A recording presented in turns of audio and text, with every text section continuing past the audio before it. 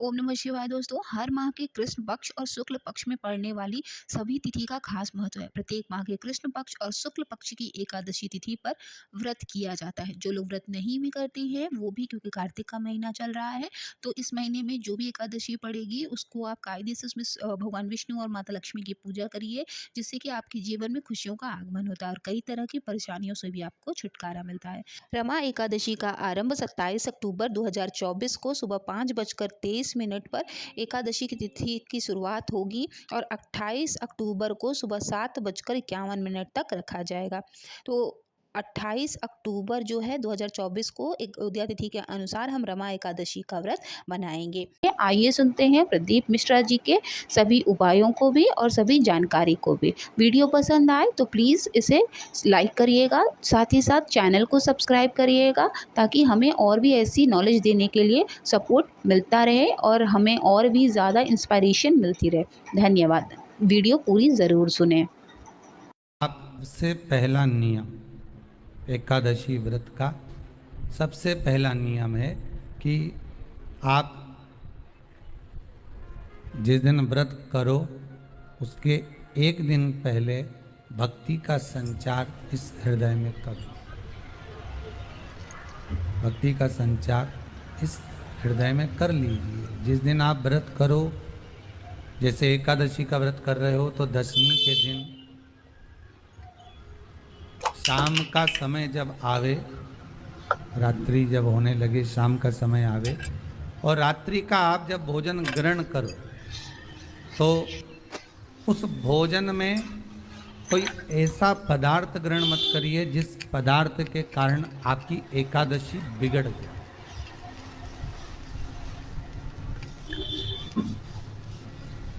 कोई बेकार भोजन हमें ग्रहण नहीं करना, श्रेष्ठ भोजन ग्रहण करिए दशमी।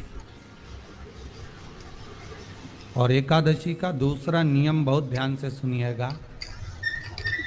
जिस दिन आपकी एकादशी का व्रत हो उस दिन प्रयास करिएगा कि अपने हाथ से किसी भी वृक्ष की कोई पत्ती टूटे ना।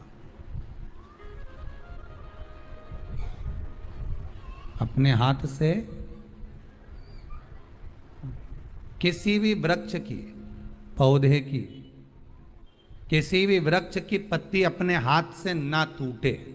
बहुत ध्यान दीजिएगा महाराज। एकादशी का ये दूसरा नियम है कि अपने हाथ से किसी पौधे की, किसी वृक्ष की, किसी डाली की कोई पत्ती टूटे ना, कोई पत्ती ना टूटे, इसका प्रयास करिए।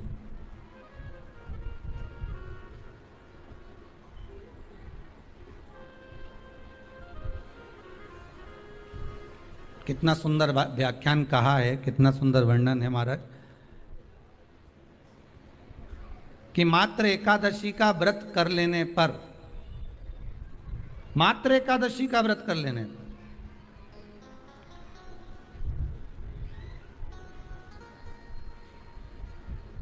जो पूर्व में किया गया हमारा पाप कर्म है, हमने किसी जीव की हत्या करी है, हमने किसी को कष्ट प्रदान करा है, हमने किसी को अपशब्द कहा है, हमने किसी को ताने दिए, हमने किसी को आड़ा टेढ़ा कहा है, हमने किसी को गालियां दे दी है, मात्र एकादशी का व्रत ही कर लेने पर ये सारे जो दोष हैं वो समाप्त हो जाते हैं।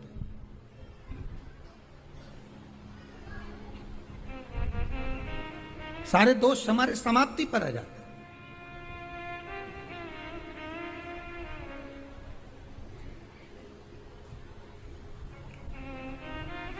अब एक विचार करिएगा थोड़ा सा अपने मन में, अपने चित्त में, अपनी वृत्ति में एक बात उतारिएगा। एक अपने मन में एक बात को उतार कर रखिएगा कि आप अपने पाप को, अपने पाप कर्म को जिस दिन छिन्न करने वाले हो, समाप्त करने वाले हो, अपने पाप को आप जिस दिन समाप्ति पर लेकर जा रहे हो, तो उसके एक दिन पहले आपको प्रसन्नता होना चाहिए कि नहीं होना चाहिए कि कल मेरा पाप कटने वाला है, कल मेरा पाप समाप्त होने वाला है, जो मैंने पाप कर्म करा है वो समाप्त होगा, जो मैंने पाप कर्म करा है वो कल समाप्त हो जाएगा। तो एक दिन पहले आपके चेहरे पर प्रसन्नता हो कि ना हो?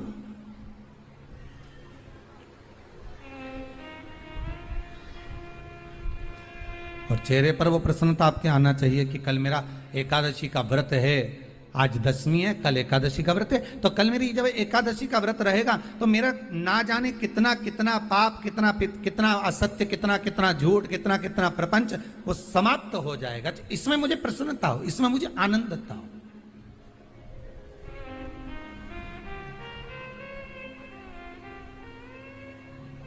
तो क्या कहा गया कि प्रयास करिएगा कि एकादशी के दिन कोई वृक्ष की, कोई डाली की, कोई कोपल की कोई पत्ती ना तोड़ी जाए।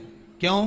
तो कहा अगर उस पत्ती को हम तोड़ देते हैं, वृक्ष की पत्ती को या क्यारे में लगी हुई कोई डाली की पत्ती को हम तोड़ देते हैं तो एकादशी का पुण्य फल प्राप्त नहीं होता, एकादशी का कोई फल हमारे खाते में नहीं जाता, पुण्य फल प्राप्त। अब फिर भले तुम